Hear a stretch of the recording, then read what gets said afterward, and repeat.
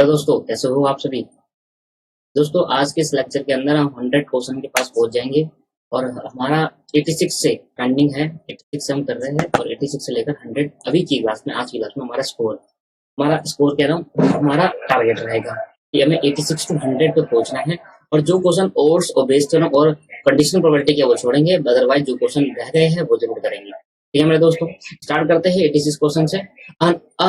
अनकंटेन एक कंटेनर है, उसके अंदर 9 बॉल है, 9 ball of 2 of which are red.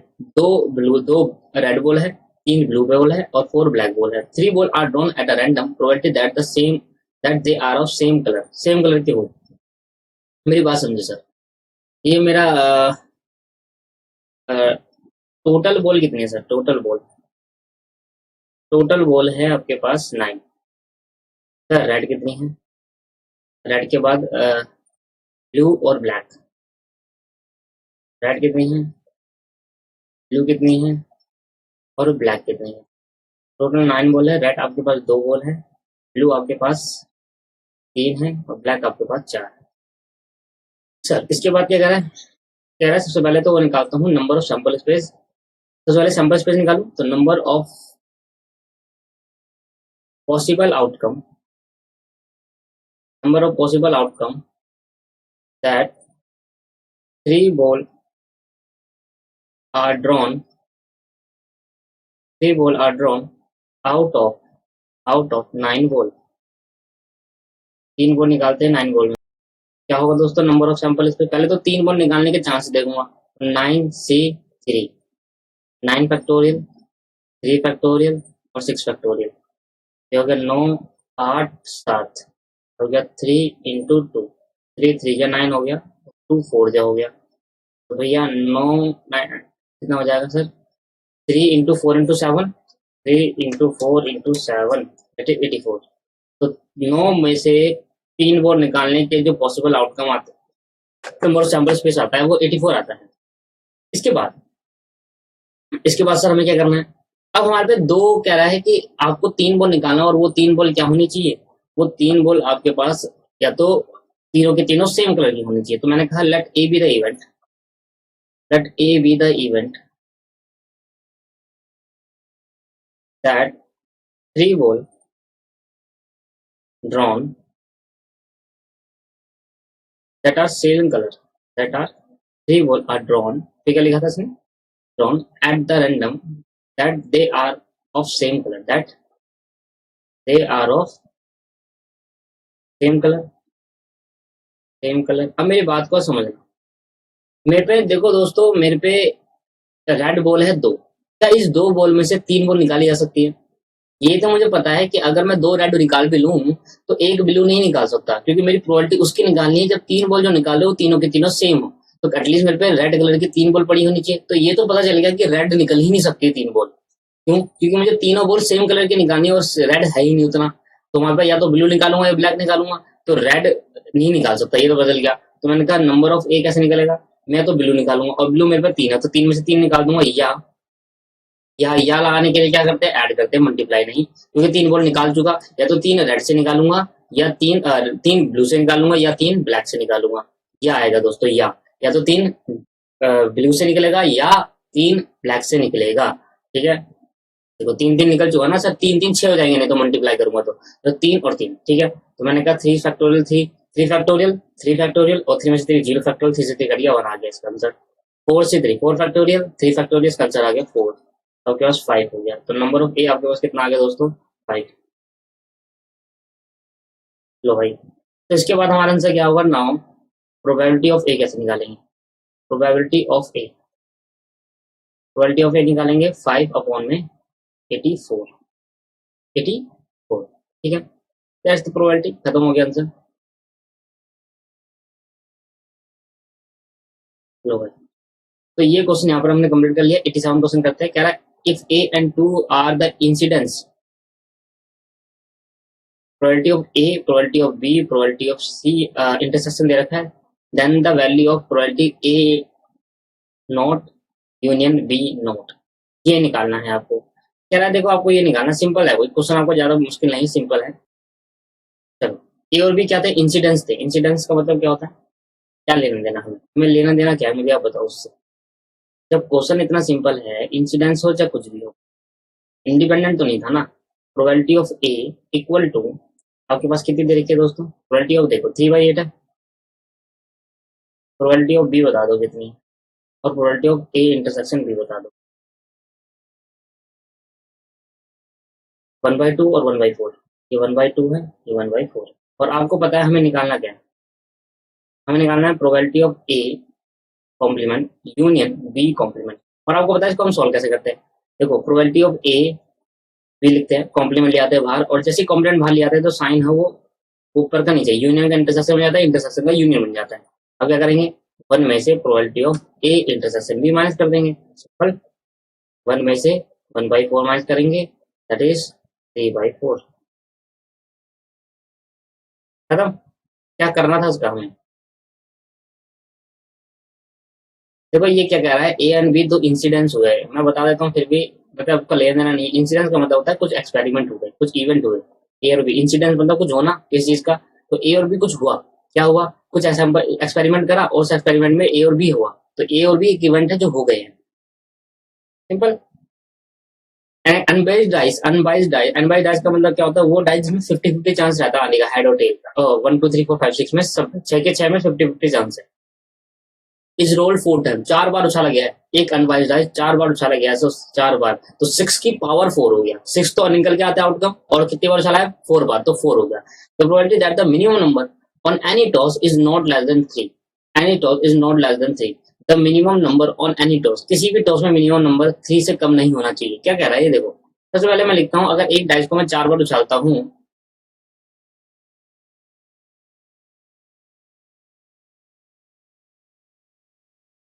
Unbiased die is thrown 4 times, then the sample space will be, then the sample space will be, क्या होगा दोस्तों? 6 निकल के आता है आउटकम, और 4 बार उछाल लो तो 6 की पावर 4, तो बहुत ज्यादा हो जाएगा। 6 इंटू 6 इंटू 6 इंटू 6, क्या आया? 6 इंटू 6, 1296, 1296। भैया नंबर ऑफ एस आपके पास आ गया 1296, 1296 आया मेरे पास। अब क्या करें सर? अब हमसे पूछ क्या रहा है? हमसे पूछ रहा है कि sir the probability that the minimum number, जो सबसे कम नंबर होगा ना डाइस में, जब फेंकेंगे 4 बार, तो सबसे कम होगा ऑन एनी टॉस, किसी भी टॉस में सबसे कम नंबर 3 से कम होना चाहिए, less than 3, is not less than 3। मतलब अच्छा, 3 से कम नहीं होना चाहिए। सबसे कम नंबर क्या नहीं होना चाहिए? 3 से कम नहीं होना चाहिए। The probability that the minimum number on any toss, तो प्रोबेबिलिटी निकालो उस मिनिमम नंबर की, एनी टॉस, किसी भी टॉस पे, जब भी कभी फेंका हो, any toss is not less than 3, not less than 3। तो भैया 3 से कम नहीं होना चाहिए, तो क्या होगा? 3 हो सकता है, 4 हो सकता है, 5 हो सकता है, 6 हो सकता है। क्या लिखा है यहाँ पर? Not less than 3।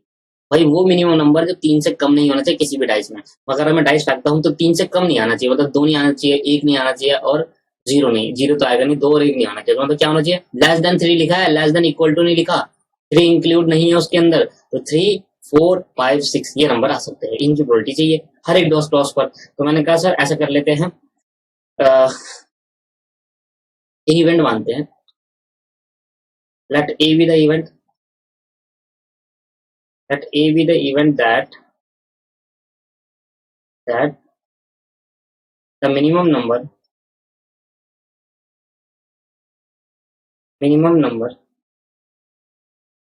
in any toss of die is not less than 3, not less than 3। 3 से कम नहीं होना चाहिए। 3 से कम क्या होता है? 2 और 3 से कम क्या होता है दोस्तों? 2 और 1 होता है। तो भैया क्या होना चाहिए? फिर 3 होना चाहिए, या तो मैंने कहा भाई नंबर ऑफ ए मेरा क्या निकल गया? पहले टाइम में क्या आएगा दोस्तों? पहले टाइम में ये हो सकता है कि 4 होते हैं, पहले टाइम में 4 हो सकते हैं, दूसरे टाइम में भी 4 होते हैं, तीसरे में भी 4 होते हैं, और चौथे में भी 4 होते हैं। क्या क्या 4 होते हैं दोस्तों? क्या 4 होते हैं दोस्तों? ये that is 3 4 5 6। Not less than 3 का मतलब क्या हुआ कि 3 से कम नहीं होना चाहिए, मतलब 3 हो सकता है, यानी 4 हो सकता है, 5 हो सकता है, 6 हो सकता है। तो नंबर ऑफ ए क्या होगा, 4 4 4 4। तो मतलब उस 6 में से 4 ऐसे चांसेस में 3 4 5 6 आ जाए। उस 6 एक डाइस फेंकने में 4 ऐसे चांसेस है हर एक टॉस पर, जिसमें 4 चांसेस है ना, इसमें 3 4 5 6 आ जाए। तो मतलब दो नहीं आएगा, दो और एक नहीं आ सकते, मतलब 4 चांसेस तो है हर एक टॉस पर। तो मैंने कहा बता दो कितना हो गया सर ये हर एक टॉस का है। पहला टॉस करा, 4 टॉस करे ना, पहले में करा तो 4 चांसेस है 3 4 5 6 आने के।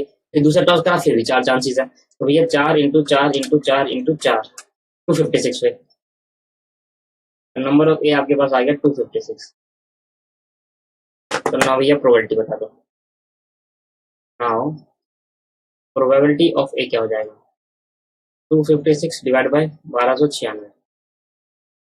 256 डिवाइड बाई 1296। तो सर ये 2 4 16 से जाएगा ये पक्का।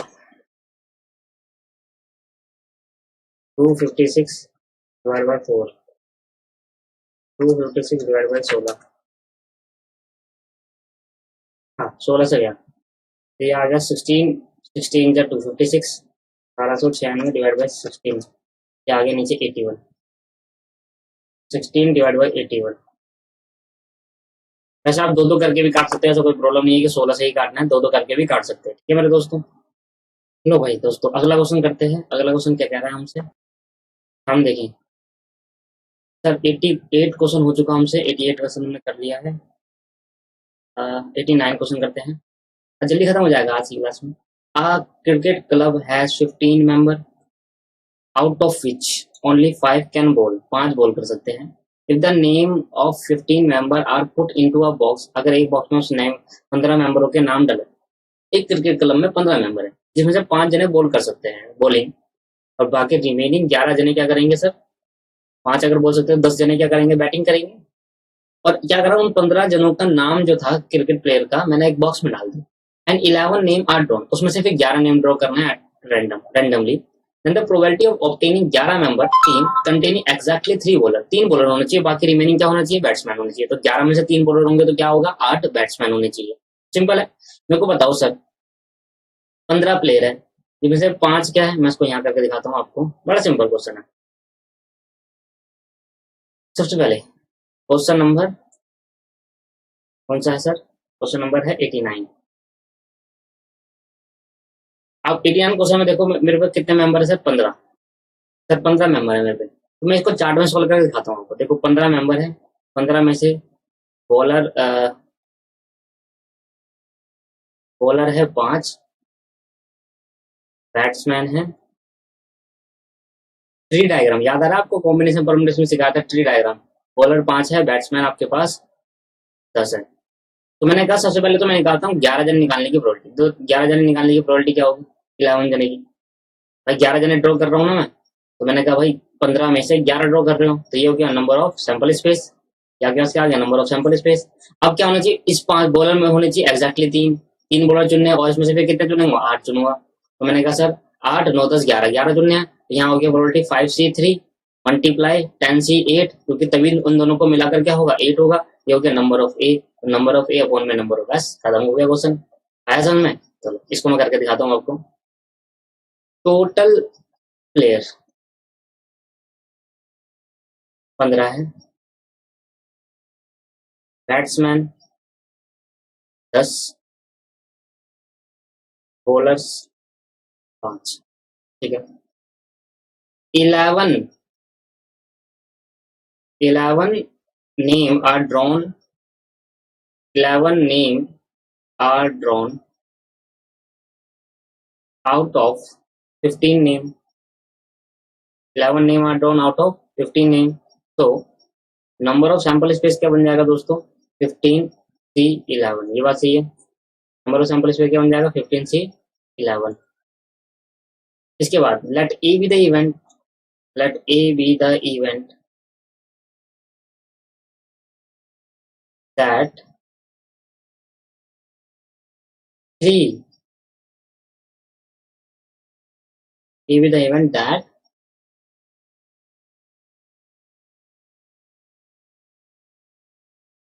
that containing three exactly bowler, that containing three exactly मतलब सिर्फ तीन ही होना चाहिए exactly bowler, three contain exactly bowler, तो तीन बॉलर होने चाहिए। तो मैंने कहा नंबर ऑफ ए क्या हो जाएगा, मैंने कहा मेरे पे बॉलर 5 है और 5 में से मेरे पे 3 बॉलर होने चाहिए, तो रिमेनिंग 8 जने किससे निकालूंगा सर, बैट्समैन में से, बैट्समैन मेरे 10 है, तो ये मेरे बन गया नंबर ऑफ ए। हाँ, प्रोबेबिलिटी ऑफ ए क्या हो जाएगी, इसमें 3 एग्जैक्टली बॉलर निकले, मैंने कहा भाई 5C3 इंटू 10C8 अपॉन में 15C11, ये आपको सॉल्व करना है सर, इतना तो कर सकते हो, अभी कर लो सर, वीडियो को पॉज कर लो जी, इतना कर सकते हो, इतने एबल हो इसको सॉल्व करने के लिए, हाँ जी सर इतने हम एबल हो गए हैं, इसको सॉल्व कर लेंगे आराम से, ऐसे तो नहीं कंफ्यूजन होगी सर हमारा आंसर गलत है सही है, ऐसा तो नहीं लगेगा मन में, ठीक है। The probability for a randomly chosen month to have 10th day as Sunday. The probability for a random chosen month, एक मंथ को चूज करना, टोटल 12 महीने हो गए, उसमें से एक मंथ को चूज करना है और जो 10वां दिन हो वो संडे हो, इसकी प्रोबेबिलिटी बताओ। दोबारा समझते हैं क्वेश्चन के करें, प्रोबेबिलिटी करना है, एक मंथ चूज करना है 12 में से, भाई जनवरी फरवरी मार्च करके 12 महीने होते हैं, उसमें से एक मंथ को आप सेलेक्ट करो और जो मंथ आप सेलेक्ट करोगे उसमें से 10वां दिन संडे ही हो, दैट इज द क्वेश्चन कि आपको प्रोबेबिलिटी उस चीज की निकालनी है। बड़ा सिंपल है सर, बहुत ही सिंपल क्वेश्चन है सर, इसमें आपको ना एक बार अगर हिंट मिल जाए, मैं आपको हिंट दे दूं, आप कहोगे सर ये तो बहुत ही सिंपल निकला। सबसे पहले ठीक है सर, सबसे पहले क्या लिखेंगे, सीधा लिखते हैं इसमें, the probability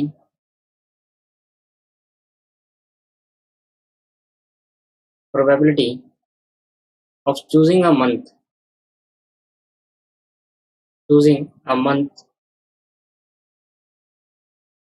from a year, a month from a year is 1/12। आप मुझे बताओ, मेरे पे 12 महीने होते हैं और पहले मैं एक महीने चूज करूंगा तभी तो मैं उसमें 10वां दिन देखूंगा संडे या नहीं है, तो पहले 12 में से एक महीने चूज करने की प्रोबेबिलिटी आ गई, फिर देखूंगा since since there are there are 7 day in a week, 7 day in a week, एक वीक में कितने डे होते हैं, 7 दिन होते हैं, तो the probability of choosing a day, so the probability of choosing a day, the probability of choosing a day from a week, that is Sunday, is equal to 1/7। हाँ मेरी बात को ध्यान समझना, मैं क्या कहने की कोशिश कर, सर मैंने मान लेते हैं 12 में से एक महीना चुन लिया जनवरी, अब जनवरी का जो 10वां दिन है मैं आया, क्या उस 10वें दिन में क्या पॉसिबल आउट हो सकता है, उस 10वें दिन में क्या हो सकता है मुझे तो ना पता है एक्चुअल, जब मैं महीना सेलेक्ट करूंगा कैलेंडर में देखूंगा तभी तो पता चलेगा 10वां दिन क्या हो, पर मैं अगर पॉसिबिलिटी निकालू कि मैंने 12 में से एक महीना चुना, ठीक है मैंने जनवरी चुन लिया, अब जनवरी के बाद मैं देखूंगा 10वां दिन में क्या हो सकता है, 10वां दिन में 7 चीज हो सकती है, Monday Tuesday Wednesday Thursday Friday Saturday Sunday, यही पॉसिबल, और संडे आने के चांस कितने हैं, उस 7 में से एक ही संडे आने के चांस, तो मतलब पहले मैं क्या करूंगा, मंथली सेलेक्ट करूंगा, तो नाउ रिक्वायर्ड प्रोबेबिलिटी क्या चाहिए, रिक्वायर्ड प्रोबेबिलिटी, पहले तो मैंने मंथ चुना, फिर उसके बाद मैंने क्या करा, 7 मतलब उस 10वें दिन के अंदर, पहले मंथ सेलेक्ट करा, ये मंथ सेलेक्ट करने की प्रोबेबिलिटी है कि मंथ सेलेक्ट करने के बाद 1/12 है, मंथ सेलेक्ट हो चुका, सेलेक्ट होने के बाद अब 7 से 7 क्या होते हैं, उस 10वें दिन में 7 चांसेस हो सकते हैं, कुछ भी आ सकता है, मंडे से लेकर संडे तक कुछ भी आ सकता है, वो बस संडे आने के चांस क्या होगा, 7 में से एक ही होगा, दैट इज द प्रोबेबिलिटी 1/84। और काफी बुक्स में अलग तरीके से भी दे रखा है कि इन्होंने क्या करा है कि मंथ सेलेक्ट नहीं करा, सीधा बोला है कि भाई कोई भी मंथ सेलेक्ट कर लो, इन्होंने ये देखा अजम्पशन क्या मानी है, कोई भी मंथ सेलेक्ट कर लो, देखो दोनों सही है, मैंने पहले यहाँ पर लिखा है मंथ सेलेक्ट करो, ठीक है मंथ सेलेक्ट करना, मंथ सेलेक्ट करने के बाद फिर 10वें दिन में संडे आने के चांसेस बताए 1/7, तो मंथ सेलेक्ट करने की प्रोबेबिलिटी 1/12 है, और 10वें दिन आने के चांसेस है संडे आने के 1/7 है, क्योंकि 7 ही दिन हो सकते हो 10वें दिन, तो 10वें दिन के अंदर 7 चांसेस होते हैं, या मंडे होगा ट्यूजडे वेडनेसडे या संडे। बहुत सारी बुक्स ने क्या करा है, कहा कि सर आप कोई भी मंथ चुन लो, कोई मंथ, उनका भी कहना बिल्कुल ठीक है, वो कह रहे हैं सर आप कोई भी मंथ चुन लो, 10वें दिन में कोई भी मंथ चुनोगे ना, चाहे जनवरी फरवरी मार्च कोई भी, वो 10th जो होगा उसमें प्रोबेबिलिटी 1/7 ही होगी, तो मंथ चुनने का फायदा क्या है, तो मैं इसको दूसरे तरीके से भी कराता हूँ, सर मैं कौन सा तरीका, आप दोनों में से कोई भी तरीका फॉलो कर लो सर, दोनों में से कोई भी तरीका फॉलो कर लो, एक ही बात है। इन्होंने मंथ सेलेक्ट नहीं करा, इन्होंने कहा है द प्रोबेबिलिटी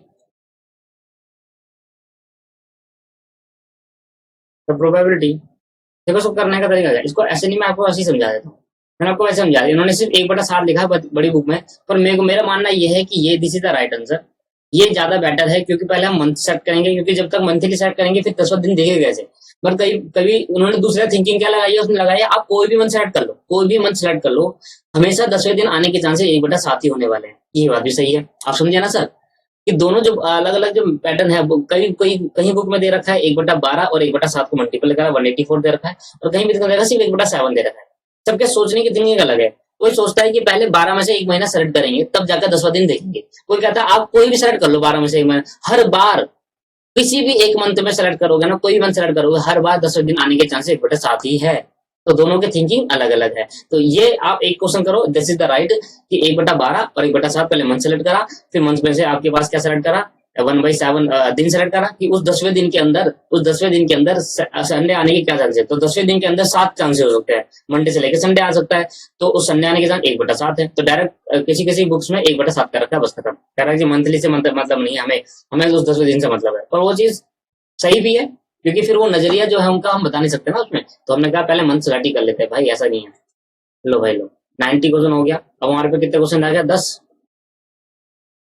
खत्म नहीं होंगे सर, 10 क्वेश्चन रह गए। चले, ये तो नहीं कराऊंगा, कोर्स वाला पेंडिंग एक तो गया यहाँ से, ठीक है, और नहीं है और के, और भी होने चाहिए थे यार। चलो कोई बात नहीं। कह रहा non leap year, non leap year मतलब लीप ईयर में होते हैं 366 डे और 28वें दिन नहीं होता, फरवरी में 29 दिन होते हैं। तो ये नॉन लीप ईयर है, इसका मतलब जो नॉर्मल ईयर होता है वो दैट इज 365 डे, और फरवरी के अंदर कितने दिन, 28 दिन।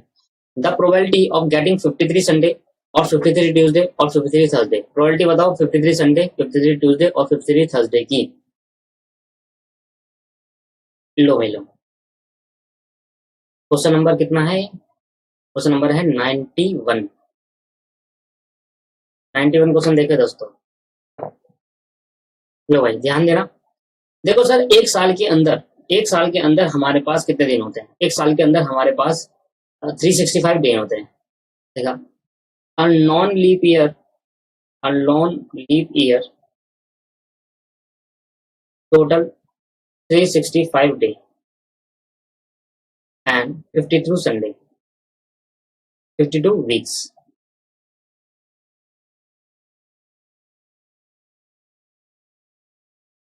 So we know that, so we know that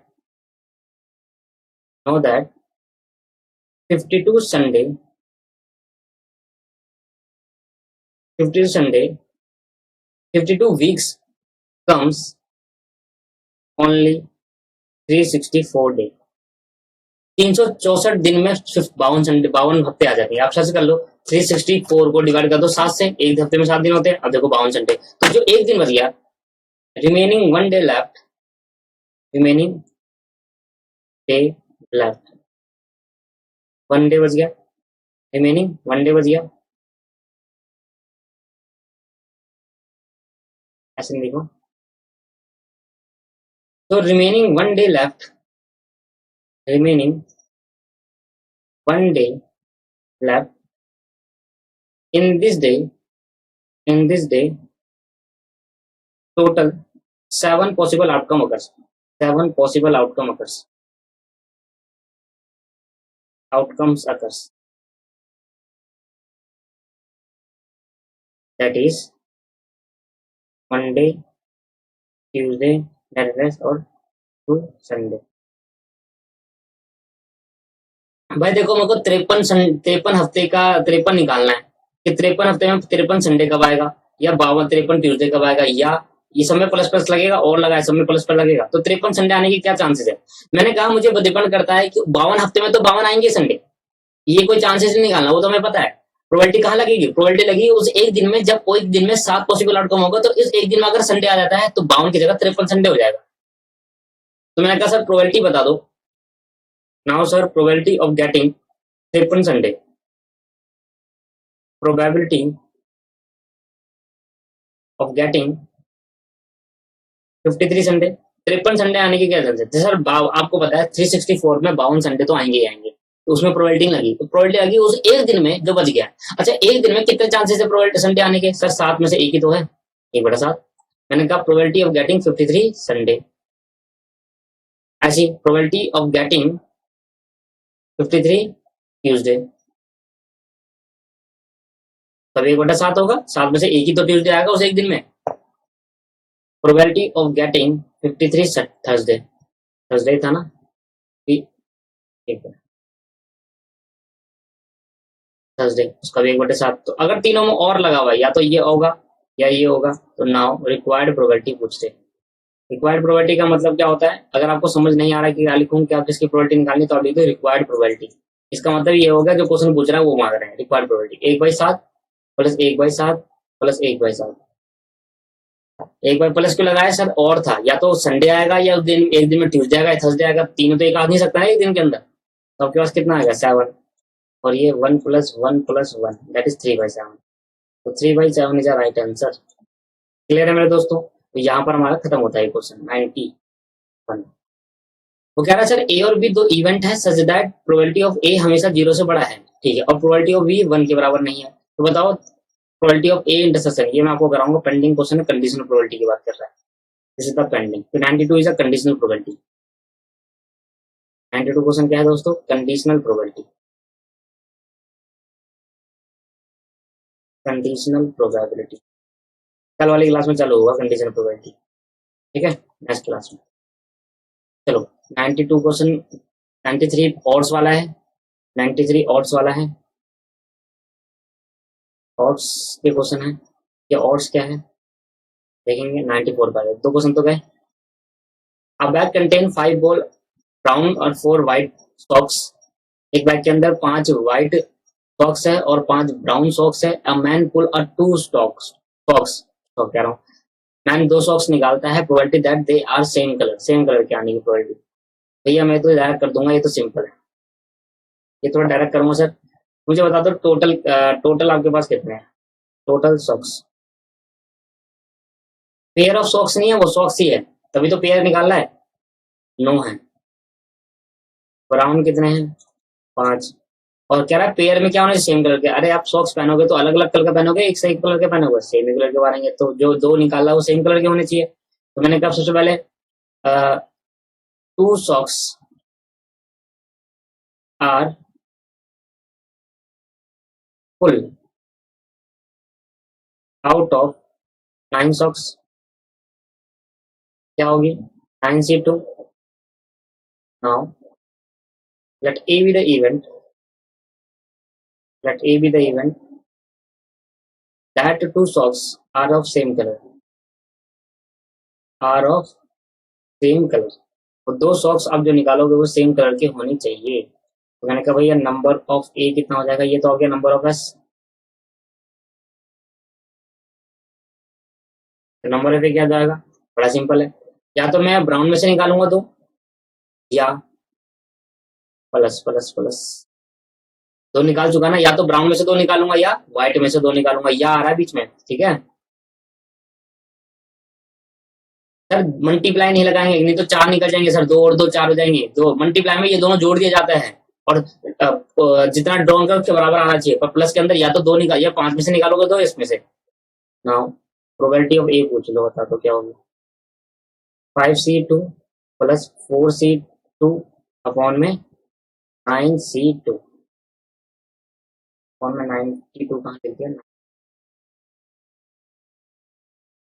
solve कर लोगे, खत्म। 94 क्वेश्चन खत्म हो गया। 95, a purse contains 4 copper coin and 3 silver coin. The second purse contains 6 copper coin and 2 silver coin. Take a coin is taken out of any purse. The probability that it is a copper coin. बताओ भाई, ये कौन सा question है? Bayes theorem का। Bayes theorem का question है दोस्तों, ये बाद में करेंगे, टाइम नहीं लिखो। 95 इज अ बेस थ्योरम। आ रही है बस, अगली से अगली क्लास में देखते हैं बेस थ्योरम। 95 कौन सा क्वेश्चन है? Bayes theorem.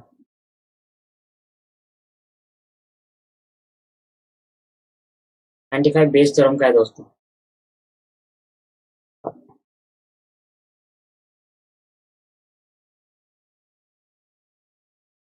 96 क्वेश्चन पे आते हैं हम। 96 क्वेश्चन देखते हैं कैसा है। देखो भाई सिंपल, बहुत सिंपल क्वेश्चन है। कह रहा है sample space has only 3 sample point A1 A2 A3। एक सैंपल स्पेस में 3 सैंपल पॉइंट है। 96 क्वेश्चन। देखो जिस हिसाब से लग रहा है ना आपको क्वेश्चन, उतना हिसाब से मुश्किल नहीं है। क्वेश्चन बहुत सिंपल है, ध्यान देना। मैंने कहा एक सैंपल स्पेस है। सैंपल स्पेस के अंदर हमारे पास 3 सैंपल पॉइंट है। 3 सैंपल पॉइंट जो है A1 है, A2 है, A3। देखो सैंपल स्पेस जो एलिमेंट होते हैं उनको क्या बोलते हैं? Sample point.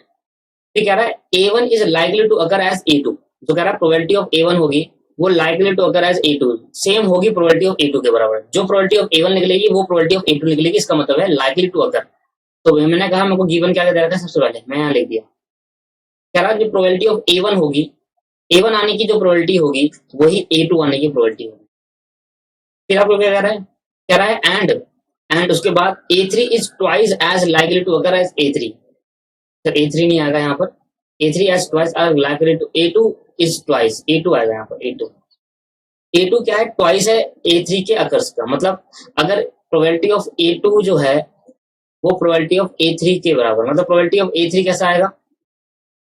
Probability of A2 कैसा आएगा? जब 2 इंटू प्रोबेबिलिटी ऑफ A3 कर दूंगा दोस्तों तब आएगा। तो मतलब क्या है? ये इधर A2 कर लो सर, ये A2 कर लो, इसको गलत है अपनी बुक में A2 कर लो इसको। A2 is twice as likely to occur as A3। मतलब A3 जो भी आएगा उसका ट्वाइस करेंगे तब जाकर A2 आएगा। तो मैं बता रहा हूँ प्रोबेबिलिटी ऑफ A3 क्या होगी। प्रोबेबिलिटी ऑफ A3 क्या होगी? ये आपके पास कुछ गिवन कंडीशन है, समझ में आ गया आपको? प्रोबेबिलिटी ऑफ A1 सेम होगी probability of A2। Probability of A2 कैसे निकलेगी? जब प्रोबेबिलिटी ऑफ A3 निकालूंगा उसको ट्वाइस कर दूंगा तो प्रोबेबिलिटी ऑफ A2 निकल जाएगी। Now we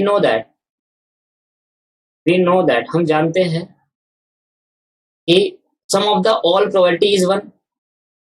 some of all the probability, सारी प्रोबेबिलिटी का अगर मैं सम कर दूं तो क्या निकल कर आएगा? 1 निकल कर आएगा दोस्तों। तो मैंने कहा sir probability of A1, probability of A2 और प्रोबेबिलिटी ऑफ A3 का सम कर दो तो आएगा 1। अच्छा मुझे बताओ प्रोबेबिलिटी ऑफ A1 क्या है? सर इसको मैं क्या करता हूँ, सबको A3 में कन्वर्ट कर देता हूँ। सबको किस में कर देता हूँ दोस्तों? A3 में कन्वर्ट कर देता हूँ। इससे क्या होगा मेरा? देखो प्रोबेबिलिटी ऑफ A1 किसके बराबर है? देखो यार, इसको मान लो फर्स्ट और इसको मान लो सेकंड। देखो सर फर्स्ट को देखना, प्रोबेबिलिटी ऑफ A1 किसके बराबर है? प्रोबेबिलिटी ऑफ A2 के। मैं यहाँ A2 लिख दिया, ठीक है। प्रोबेबिलिटी ऑफ A2 किसके बराबर है? 2 प्रोबेबिलिटी ऑफ A3 के। हाँ दोस्तों, प्रोबेबिलिटी ऑफ A2 किसके बराबर है? 2 प्रोबेबिलिटी ऑफ A3 के। 2 प्रोबेबिलिटी ऑफ A3 और प्रोबेबिलिटी ऑफ A3 तो प्रोबेबिलिटी ऑफ A3 लिखूंगा क्योंकि मुझे किसकी प्रोबेबिलिटी निकालनी है सर? A3 की। तो मैंने A3 में कन्वर्ट कर दिया सबको। अब देखो ये 2 है, ये तो 3 हो गया, ये 3 हो गया, ये 2 है, इसको भी। तो प्रोबेबिलिटी ऑफ A2 किसके बराबर है? फिर दोबारा इक्वेशन नंबर 2 से 2 प्रोबेबिलिटी ऑफ A3। दोबारा देख लो, पहले मैंने इसको A1 A2 में कन्वर्ट करा, फिर A2 से फिर A3 में कन्वर्ट कर लिया, ये A2 से डायरेक्ट A3 में कन्वर्ट कर लिया। 2 प्रोबेबिलिटी ऑफ A3 और इसका आगे कुछ नहीं है तो 1 प्रोबेबिलिटी ऑफ A3। जब कुछ नहीं होता तो क्या होगा दोस्तों? 1। तो 2 2 1 तो देखो 5 प्रोबेबिलिटी ऑफ A3 आ जाएगा और 1। तो भाई प्रोबेबिलिटी ऑफ A3 क्या आ गया दोस्तों?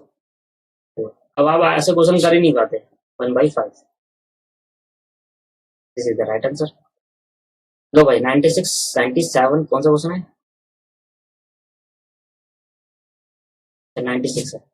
97 क्वेश्चन देखना। From a pack of card 2 card are drawn for first being replace before the second is drawn. पहले हमने एक कार्ड निकाला, एक कार्ड निकालने के बाद जब दूसरा कार्ड निकालते हैं द रिप्लेस्ड, रिप्लेस वर्ड लिखा है, इसका मतलब क्या हो गया? इसका मतलब मैं नहीं करूंगा 52C1 फिर 51C1 ऐसे नहीं करूंगा। क्या करूंगा? 56C2 कर दूंगा क्योंकि क्या हो चुका है? रिप्लेस हो चुका है। पहला कार्ड निकालता हूँ, देखता हूँ, रिप्लेस करके वापस देखता हूँ, वापस 52 हो गया ना सर, ठीक है। कैसे करूँ? 52C2 1 और 52 नहीं, ये गलत है। डायरेक्ट क्या कर दूंगा दोस्तों? 52C, क्योंकि रिप्लेसमेंट इज पॉसिबल, रिप्लेसमेंट हो रहा है। तो रिप्लेसमेंट हो रहा है तो हमें क्या करना है? एक कार्ड निकालने के, एक कार्ड निकालूंगा, 52 में से एक निकलेगा, फिर वापस डाल दूंगा, फिर 52 हो गए तो 52C2 निकाल दो direct. The chances that the first is a diamond and second is a king. Chance ये बताना कि पहले बार जो कार्ड निकालेंगे वो डायमंड हो और सेकंड बार कार्ड निकालेंगे वो किंग हो। सिंपल। मेरे लिए हर क्वेश्चन सिंपल है, आपके लिए भी बना देंगे सिंपल। तो जैसे हम क्वेश्चन करते हैं वैसे सिंपल हो जाता है सर। 3 क्वेश्चन बचे, 97 98 99 100, 4 बचे। मतलब सबसे पहले नंबर ऑफ सैंपल इस पर डायरेक्ट कर दो थोड़ा। नंबर ऑफ सैंपल इस पर क्या होगा? 52C2, 2 कार्ड निकालने की प्रोबेबिलिटी। फिर एक इवेंट मान लेते हैं, एक इवेंट मान लिया क्या? First card, first is diamond, पहले में डायमंड निकल जाए, एंड दूसरे में क्या निकल जाए, सेकंड इज किंग, सेकंड में किंग निकल जाए। अच्छा, तो मैंने कहा नंबर ऑफ ए बता दो क्या होगा, या आप कर लेना खुद ही। फर्स्ट इन अ डायमंड का मतलब क्या होगा, फर्स्ट इन अ डायमंड का मतलब कि पहले कार्ड जब ड्रॉ करेंगे, तो पहले कार्ड ड्रॉ करेंगे तो डायमंड निकलेंगे, तो डायमंड कार्ड कितने होते हैं सर, 13, 13 में से एक कार्ड। अब एक कार्ड निकाल दिया, निकालने के बाद अगर रिप्लेस कराए क्या, हाँ रिप्लेस हुआ है तो वापस डाल दिया वहां पर। और दूसरा कार्ड क्या निकलेगा, दूसरा कार्ड में निकलेगा आपके पास, सेकंड कार्ड जो होगा वो किंग हो, किंग कितने होते हैं, चार, चार में से एक कार्ड। आगे बात समझ में नहीं है, तो समझ में आया। दोस्तों आप ऐसा करो, इसको अलग कर लो। क्यों इसको अलग क्यों कर लो सर, दोनों देखो अलग अलग निकल के आएंगे, 52C और 52C।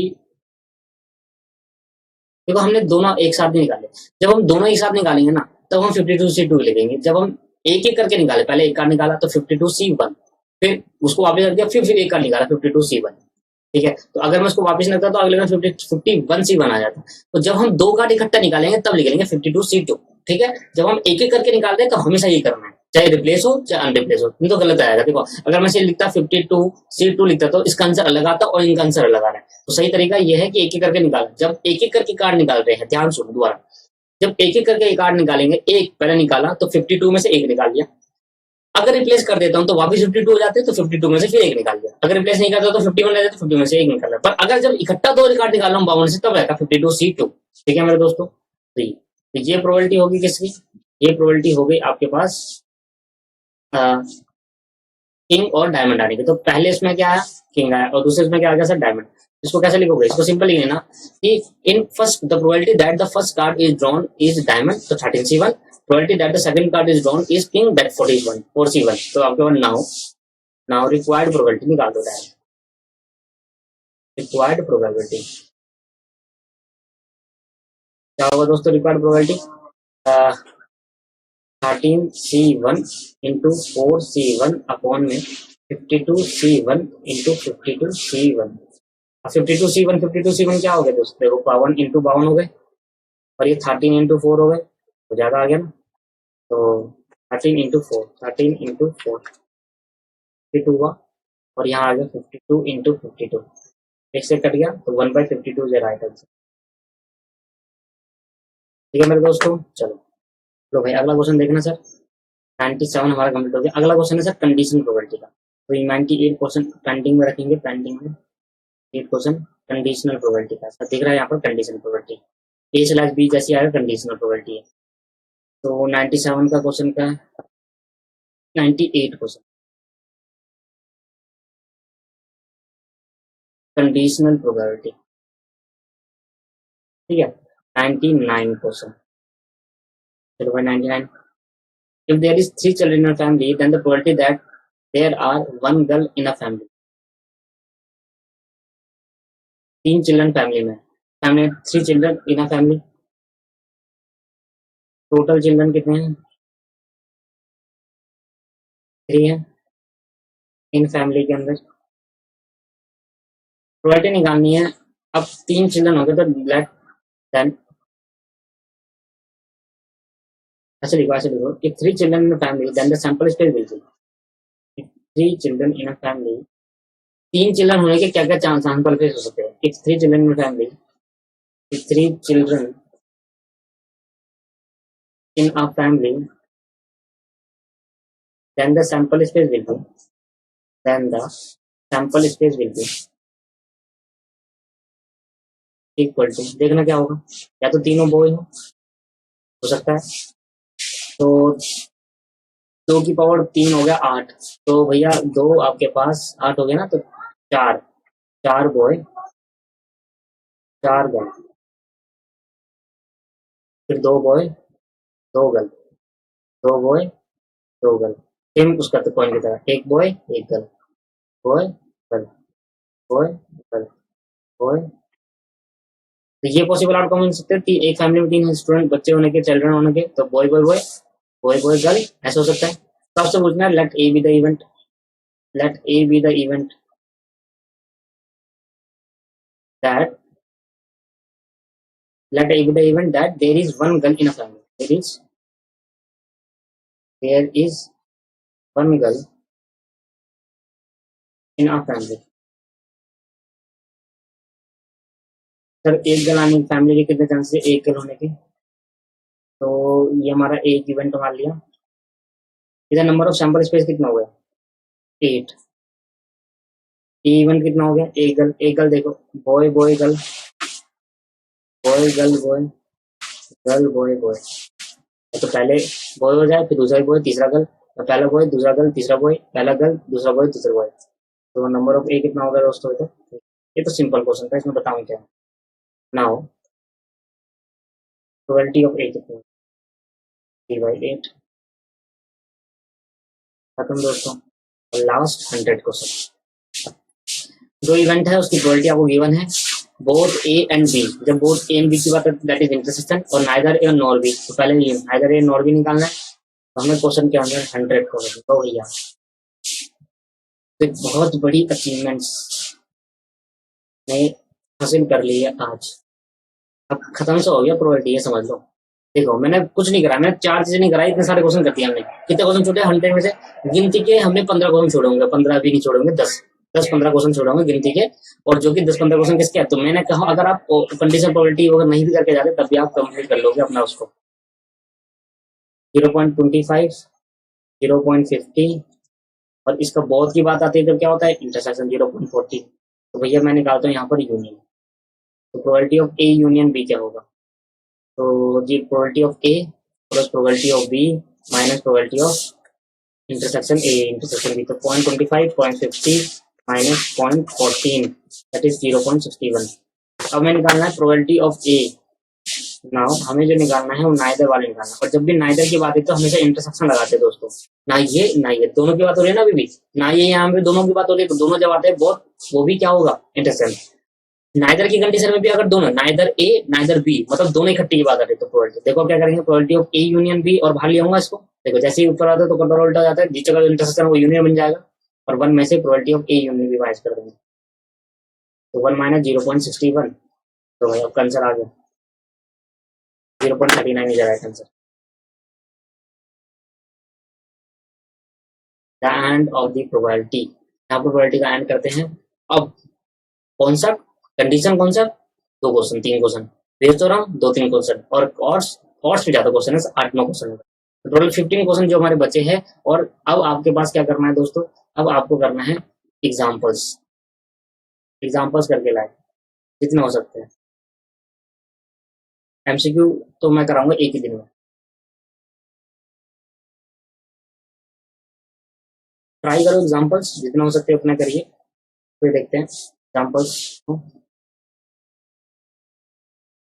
मैं कहाँ से एग्जाम्पल करा है। सर बहुत सारे एग्जाम्पल है जो आप कर लोगे, ऑड्स वाले हैं, और से दो, फिर ये बेस थ्योरम आ गए यहाँ पर। अभी भी रहेगी क्लास क्योंकि एग्जाम्पल बहुत है। हाँ ये यहाँ से मैंने 15 से एग्जाम्पल करना चालू करेंगे सर। यहाँ से आपके पास होमवर्क है, यहाँ से करना चालू करेंगे, जो हो रहा है वो करेंगे, जो नहीं हो रहा है इग्नोर है। बाकी मैं करूँगा। आज की क्लास में इतना ही करेंगे, नेक्स्ट क्लास में देखते हैं क्या करना है। थैंक यू मेरे दोस्तों। नेक्स्ट क्लास में तो कंडीशन प्रोबेबिलिटी पक्का है। थैंक